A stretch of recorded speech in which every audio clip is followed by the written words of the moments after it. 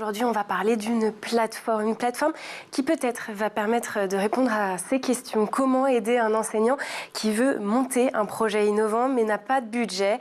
Comment donner les moyens à une association ou une start-up éducative de concrétiser ses idées sans passer par des financements classiques? C'est justement pour répondre à cette question, à ces questions, que notre invité du jour a créé une solution de financement participatif spécialement pensée pour l'éducation. On en parle tout de suite dans la première partie du talk. Pour m'accompagner en plateau aujourd'hui, je le disais, Sarah Reynaud, vous êtes fondatrice de la plateforme MyMujo. Alors Sarah, avant de rentrer dans le détail du fonctionnement de cette plateforme, est-ce que vous pouvez nous expliquer déjà tout simplement ce qu'est MyMujo et peut-être d'où vous est venue l'idée de créer cette plateforme? Merci pour l'invitation. Donc MyMujo, notre objectif, c'est de financer un projet à chaque étape, en fait, donc de sa genèse à son accélération. Et donc, d'où est venue l'idée? Ça fait plus de 10 ans que je travaille au service de la pédagogie innovante et j'ai rencontré beaucoup d'acteurs dans l'éducation qui, faute de visibilité et de financement, ne pouvaient pas aller jusqu'au bout de leur projet. Et donc, on a créé une plateforme spécifique, unique, pour vraiment faire un accompagnement humain et pour montrer que les techs, dans l'éducation, il y a beaucoup de projets, bien plus qu'on ne le pense. Alors, il existe d'autres plateformes de financement participatif. Pourquoi avoir eu besoin de créer spécifiquement une plateforme pour l'éducation ? Pour montrer justement que c'est un secteur avec beaucoup de projets, leur donner de la visibilité. Et quand on a fait notre étude de marché, nous nous sommes rendus compte que des porteurs de projets qui s'étaient lancés sur d'autres plateformes n'avaient pas été très bien accompagnés. Parce que le secteur de l'EdTech, il faut le connaître, ça peut être lent, ça peut être complexe. Et donc il faut maîtriser aussi ces codes, maîtriser les différents acteurs, maîtriser aussi les business models. Donc on fait un accompagnement à 360 pour nos porteurs de projets. Alors, une petite question toute simple, mais finalement qui fait peut-être la différence. Comment bien préparer sa campagne de financement? Déjà, il faut avoir un projet auquel on croit, avoir une vision. Ça, c'est vraiment la solidité en fait d'un projet, de vouloir résoudre une problématique pédagogique. Donc ça, c'est vraiment très important. Et de pouvoir lui donner toute l'énergie. C'est aussi pour ça qu'on s'appelle MyMujo. C'est pour donner du leadership et de l'énergie aux porteurs de projets. C'est très important. Et donc, il faut bien préparer une campagne de financement. Donc ça va dépendre aussi du stade d'avancée du projet. S'il est au début de son projet, s'il est plutôt à vouloir créer un nouveau produit et le financer avant de le produire. Donc on va vraiment avoir des projets qui sont en tout début, voilà, qui vont se créer, et d'autres projets un peu plus qui ont 3-4 ans d'existence mais qui veulent se développer avec leur communauté. Et au contraire, qu'est-ce qui fait qu'une campagne peut échouer? Est-ce que vous voyez des erreurs qui reviennent régulièrement et qui font qu'effectivement on tombe dans un échec dès le début ou peut-être un peu plus tardivement dans le processus? Il y a plusieurs choses sur l'échec. Souvent je dis que l'échec est une partie prenante aussi d'une campagne de financement. Bien sûr, on est là pour qu'il réussisse, donc on va border le projet, s'assurer qu'il va avoir tout le succès escompté. En revanche, le crowdfunding permet aussi de tester un projet rapidement. Et donc ça, c'est vraiment super important. Et donc le succès, ça va vraiment se donner les moyens de pouvoir bien définir sa cible, à qui je m'adresse. Parce qu'en plus, dans l'éducation, on peut avoir des utilisateurs, mais qui ne sont pas forcément les payeurs. Donc comment je définis mon projet en fonction de cette problématique-là. Donc ça, c'est vraiment différentes étapes. De vraiment se donner les moyens, de participer à des salons, de faire aussi de la prospection. Une campagne de financement, c'est aussi aller sur le terrain, c'est aussi prendre son téléphone. Et c'est pas juste en mettant un projet sur notre plateforme, même si elle est géniale et qu'on donne beaucoup de valeur, il faut aussi se donner les moyens de ses ambitions. Alors, vous l'avez rapidement abordé, mais quand on arrive sur votre plateforme, qu'on a une idée de projet éducatif, une idée où déjà le projet est formé, hein, vous le disiez, jusqu'où va votre accompagnement? Est-ce que vous aidez seulement à héberger la campagne ou bien vous accompagnez aussi sur des aspects comme le marketing, la communication? On accompagne, donc vraiment, ça va dépendre des problématiques des porteurs de projets en fonction de s'ils ont déjà une équipe ou s'ils n'en ont pas. Donc nous, on va faire des coachings. Ça peut être sur comment bien communiquer, comment intégrer ses parties prenantes à son projet, comment calculer son panier moyen aussi, ça c'est très important, comment définir ses contreparties, ça vient régulièrement. Le succès aussi d'une bonne campagne de financement, c'est d'être très clair dans le projet qui va être proposé et dans les contreparties qui vont être délivrées après. Concrètement, qui peut venir frapper à votre porte? Est-ce que c'est des enseignants, des associations, des start-up? Oui, alors aujourd'hui, on a 60% des porteurs de projets sont plutôt des startups. 20% des associations et le reste, ça peut être des particuliers ou des futurs entrepreneurs. Voilà. Et pour le coup, là, on peut venir novice, vous le disiez, vous accompagnez quand même des tout débuts de projet. Aujourd'hui, je ne vais pas m'avancer. Je ne sais pas si vous êtes déjà au niveau de l'international ou si vous êtes vraiment sur du territoire national, peut-être la francophonie. Est-ce que c'est déjà le cas ou est-ce que c'est quelque chose que vous visez ? Alors oui, notre ambition, c'est de devenir le leader européen du financement dans l'éducation. Ça, c'est très important, d'être vraiment une plateforme robuste et durable pour aller financer toutes les initiatives pédagogiques en Europe. Donc aujourd'hui, on a 2 solutions de financement, une solution de dons et précommande. Donc on peut connaître déjà cette forme de financement. On va avoir un objectif financier, on va demander à sa communauté d'y participer pour développer son projet. Et à partir de novembre, on ouvre une 2e solution de financement qui est du crowd equity, où on va pouvoir toutes et tous devenir investisseurs d'une solution EdTech, d'une école. Donc il faut savoir qu'aujourd'hui, la cause numéro 1 des citoyens français, c'est l'éducation devant l'environnement et la justice. Donc nous, c'est de faire matcher en fait des porteurs de projets avec les citoyens. Bon, vous avez anticipé ma question, parce que justement, je me demandais si vous alliez avoir à terme ce type de financement. Donc effectivement, vous impliquez encore un petit peu plus les gens dans toutes ces entreprises. Alors, chez MyMojo, vous n'êtes pas seul, vous vous appuyez aussi sur des partenaires pour donner plus de force et de visibilité au projet. Est-ce que ces alliances, elles permettent de déboucher sur des financements hybrides qui mêlent par exemple des subventions publiques et du financement participatif ? Alors, on a différentes formes de partenariats. D'ailleurs, on est partenaire exclusif d'EdTech France aujourd'hui, donc pour donner encore plus de visibilité à nos porteurs de projets pendant leur campagne. Donc ça, c'est vraiment que je salue. D'ailleurs, très belle association. Si vous n'êtes pas adhérent, allez-y.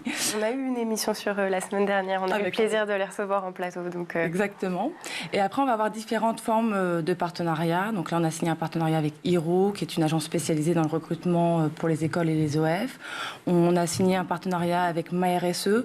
Maintenant, chaque projet qui va lancer un projet se lancer sur MyMojo auront un audit RSE pour voir les ODD auxquels ils répondent. Donc c'est vraiment très important de ne pas faire du greenwashing, car souvent, 100% de nos porteurs de projets dans l'éducation ne se rendent pas compte qu'ils font de l'impact. L'éducation, c'est de l'impact. Et donc, il faut pouvoir le dire. C'est aussi pour ça qu'on est spécifique et unique, pour montrer que l'éducation, c'est vraiment la mère de tous les impacts. Et ça, c'est vraiment... C'est le message essentiel que vous avez envie de faire passer. Oui. Le financement participatif, c'est aussi une aventure collective qui repose donc sur la communauté, assez logiquement. Dans l'éducation, qui sont ces communautés justement prêtes à soutenir un projet ? Est-ce que c'est plutôt des parents, des anciens élèves, des associations locales ? Est-ce que vous avez un petit peu le profil des gens qui investissent sur votre plateforme ? Alors dans l'éducation, le profil des contributeurs et de futurs investisseurs, il est varié en fonction de la nature du projet. Ça peut être des parents qui vont faire de la précommande. Donc là, on a un projet Amala Girafe. C'est une petite girafe qui relie les écoles du monde entier entre elles. Donc c'est très intéressant. Donc là, le profil, ça va plutôt être des enseignants qui vont contribuer, mais aussi des parents. HelioBot, qui est un petit robot qui va être en précommande bientôt sur MyMojo. Là, on va être plutôt sur un persona par an. Mais on a aussi des projets dans la formation. Donc on va avoir des apprenants qui vont précommander leur formation. Voilà, moi j'ai toujours dit, n'attendez pas d'être Calliope, n'attendez pas d'être financé pour aller lancer votre formation. Donc produisez d'ailleurs vos contenus avant de vous lancer. Donc déjà vous allez tester, savoir si vous avez un marché, s'il y a des apprenants qui vont répondre à ce besoin. Et donc on a des projets comme ça. Et notre premier projet, c'était Manon Taillefer, qui a créé la première académie en ligne, le freelancing, pour aider les artistes à mieux faire du business, à savoir dire non, à faire des devis. Et donc elle a collecté 10 000 € pour faire ses premières vidéos en e-learning. Toujours avec mon invitée pour cette seconde partie du talk, Sarah Reynaud, fondatrice de la plateforme de financement participatif dans le milieu de l'éducation MyMojo. Alors, je voulais juste qu'on revienne un petit peu en arrière dans la première partie du talk. On parlait notamment des contributeurs. Le financement participatif, ça crée un lien direct, on le disait, entre les contributeurs et les porteurs de projets. Est-ce que ça change aussi la façon, justement, dont ces porteurs de projets ensuite communiquent avec leur communauté ? Est-ce que ça crée un lien particulier ? Oui, ça crée un lien extrêmement fort. Ça va permettre de communiquer différemment. permettre d'avoir aussi des ambassadeurs. C'est aussi pour ça qu'on ouvre cette deuxième solution de financement pour transformer les contributeurs en investisseurs et de réinventer le rôle des parties prenantes. C'est extrêmement important dans le monde de l'éducation qui se réinvente de manière générale puisqu'on a une baisse drastique des financements publics, que ce soit pour les associations mais aussi pour les startups. Les investisseurs peuvent être plus traditionnels, peuvent être un peu frileux sur certaines innovations EdTech. Donc c'est vraiment important de co-construire son produit avec sa communauté. Et surtout qu'on peut voir parfois des solutions EdTech avec de fortes communautés, beaucoup d'utilisateurs, et qui doit trouver son business model. Hein, c'est toute la définition d'une start-up. Et donc de pouvoir créer ce business model avec sa communauté, c'est vraiment super intéressant pour le porteur de projet et la communauté. Alors, dans un contexte, vous le disiez, où on a une baisse des financements publics, on a aussi de l'autre côté le pouvoir d'achat, nécessairement, qui est une préoccupation. Est-ce que, pour autant, vous voyez les gens être là aussi plus frileux, le public plus frileux dans les investissements ? Alors aujourd'hui, nous, sur la plateforme, quand on lance un projet en financement participatif, c'est un bon plan. Donc en fait, on répond en quelque sorte à la baisse du pouvoir d'achat de certains contributeurs, de certaines familles, parce qu'on va pouvoir avoir des dispositifs pédagogiques moins chers, enfin avec une exclusivité. Donc ça, c'est super intéressant. En fonction de la cible, on va aussi viser des contributeurs avec un fort potentiel de pouvoir d'achat aussi. Donc c'est vraiment aussi une stratégie à avoir, aller chercher de l'argent là où il y en a. Donc ça, c'est vraiment important. Et dans l'éducation, on est toutes prêts à à contribuer aussi pour nos enfants, pour nous-mêmes. Donc, la force d'une campagne, c'est qu'on va être plusieurs. Donc on va avoir cet effet de mutualisation. Donc c'est un win-win pour tout le monde. Est-ce que vous avez un seuil minimal peut-être pour pouvoir justement investir, financer ces projets, ou est-ce qu'on peut, par exemple, à partir de 5-10 euros déjà participer, et du coup, ça voudrait dire que ça ouvre aussi à un public plus large de contributeurs? Alors sur la partie dons et précommande, à partir de 1 euro, on peut contribuer sur la plateforme. Et on a fait aussi ce choix-là sur la partie investissement, où à partir de 1 euro, on pourra investir dans une EdTech. Bon. Voilà. Normalement, ça ouvre quand même pas mal de possibilités. Lorsque vous avez lancé MyMujo en 2023, où est-ce qu'on en était à ce moment-là en termes de financement participatif sur le segment de l'éducation? Est-ce que vous avez senti justement qu'il y avait une espèce de vide à combler, ou au contraire, c'était déjà un mouvement en marche auquel vous aviez envie de participer? C'est ça qui est très intéressant, c'est quand on a fait notre étude de marché, on s'est rendu compte que plus de 60 millions d'euros avaient été collectés sur différentes plateformes pour financer des projets dans l'éducation. Et je me suis dit, c'est quand même hallucinant, il n'y a pas de plateforme dédiée à l'éducation. Et bien sûr, il y a aussi des plateformes... le marché du crowdfunding est aussi un marché qui évolue dans le bon sens, avec des plateformes spécifiques. Mimosa avait emboîté le pas, qui est une plateforme spécifique à l'agriculture aujourd'hui en France, avec 2 solutions de financement, le don et aussi du prêt participatif. Et c'est ce qui m'a aussi donné envie de me lancer. Je me dis, si l'agriculture a sa plateforme, pourquoi pas l'éducation? Ah oui. L'école française, elle est souvent critiquée pour son manque de moyens, malheureusement. Est-ce que vous pensez que l'innovation, justement, aujourd'hui, elle viendra d'abord du privé, ou est-ce qu'il faut absolument un effort public plus fort, plus important? Moi, je ne suis pas là pour critiquer un système, mais pour donner de la valeur à tout un secteur. Je pense qu'il faut aller vite. Donc, de fait, l'État engage des processus, des programmes qui sont lents et longs, qui sont sans doute très bien. Mais dans la vie d'une start-up ou d'un projet, même d'une association, parfois, il faut aller plus vite. Donc, nous, on va être complémentaires. Et ça, c'est vraiment notre force. Donc, on va être complémentaires avec des gros dispositifs, même des financements traditionnels, avec des levées de fonds traditionnels, de la subvention. Donc, pour moi, ce sont vraiment...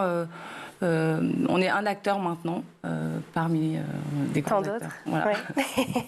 Alors, certains domaines de l'éducation attirent beaucoup d'initiatives privées, par exemple l'apprentissage des langues ou encore le soutien scolaire, alors que d'autres restent un petit peu plus délaissés. Ça, comment est-ce que vous l'expliquez avec votre regard, j'imagine, un peu plus acéré au fil des années? Alors nous, on voit vraiment une diversité des sujets. Simplement qu'il y en a qui font plus de bruit que d'autres.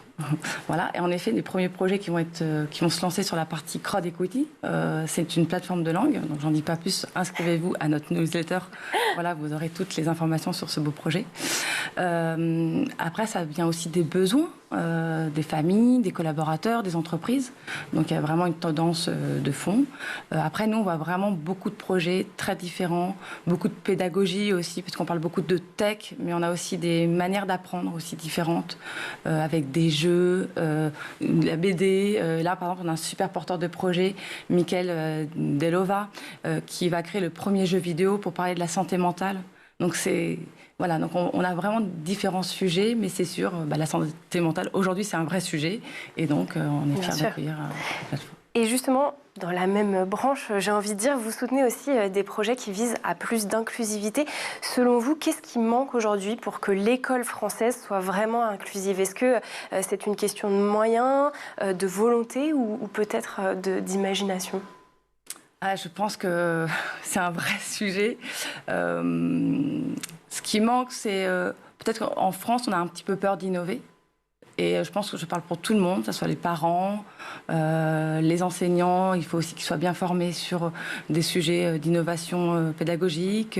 L'État, et c'est sûr, a une certaine lourdeur. Donc je crois que toutes les parties prenantes sont responsables. Là, on voit bien sur l'instruction au consentement, c'est un tollé. Voilà, donc il faut que toutes les parties prenantes soient actives sur des projets et c'est pas toujours évident. Parmi les projets que vous accompagnez, on trouve aussi des solutions EdTech qui cherchent à intégrer, vous le disiez, par exemple, la technologie dans la pédagogie et à mieux parler aux élèves. À l'heure où on parle beaucoup de TikTok, d'IA générative, de jeux en ligne aussi, est-ce que le risque finalement pour l'école, ce n'est pas justement de décrocher complètement si elle ne trouve pas sa place dans cet univers numérique, si elle n'assouplit pas les règles justement pour laisser entrer des solutions EdTech dans ses classes? L'école française doit en effet s'approprier ces outils parce qu'ils sont déjà sans doute déjà à la maison.